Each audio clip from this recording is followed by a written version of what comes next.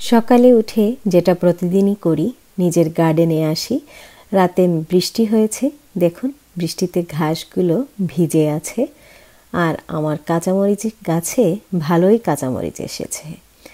তবে আর বেশি দিন না, ঠান্ডা পড়ে যাবে, কারণ আর্লি মর্নিংয়ে ভালোই ঠান্ডা থাকে আর রাতের বেলাও একটু ঠান্ডা পড়ে।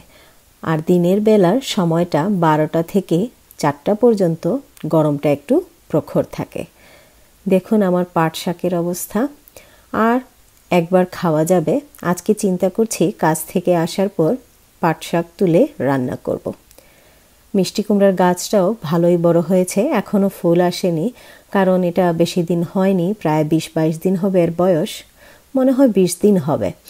সো অপেক্ষা করছি কবে ফুল আসবে, তারপর মিষ্টি কুমড়া ধরবে। আর এই দিকে দেখুন আমার শিম মাশাল্লাহ অনেকটুকুই ধরেছে, চিপায় চিপায় আছে।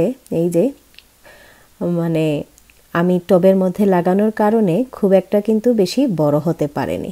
নেক্সট ইয়ার ইনশাআল্লাহ মাটিতে লাগাবো, তাহলে হয়তো গাছটা একটু বড় হওয়ার সুযোগ পাবে, কারণ নতুন বাগানই তো, সেজন্য। এবার 30 মিনিটস ব্রেকে বসে আছি, খাওয়া দাওয়া শেষ করে ভেতরে ঢুকে যাব। বাসায় এসে তড়িঘড়ি করে বাগান থেকে গিয়ে তুলে আনলাম পাট শাক। আজকে পাট শাক দিয়ে কচুমুখী দিয়ে লোটটা অ্যাড করে শুটকির মতো রান্না করব।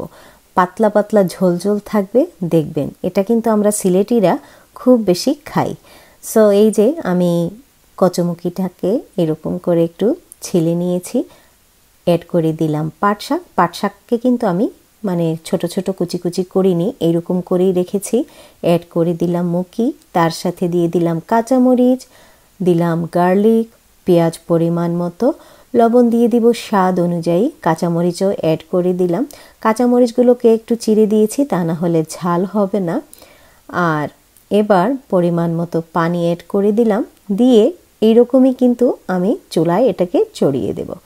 আর গাছের নাগামরিচটা না দিলে তো হবে না, তাহলে কিন্তু সুন্দর একটা ফ্লেভার আসবে। এই যে দেখুন এইরকম করেই কিন্তু ঝোল ঝোল থাকতে হবে। এটা আমাদের সিলেটিদের খুবই ফেভারিট। যারা সিলেটি আছেন তারা জানবেন যে এটার স্বাদটা কীরকম হয়।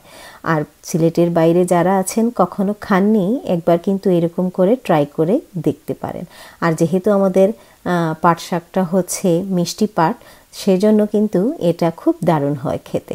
যখন দেখলাম পাট শাক আর কচুমুখিটা একটু সিদ্ধ হয়ে এসেছে, তখনই আমি এর মধ্যে লোট্টা মাছের শুটকিটা অ্যাড করে দিলাম।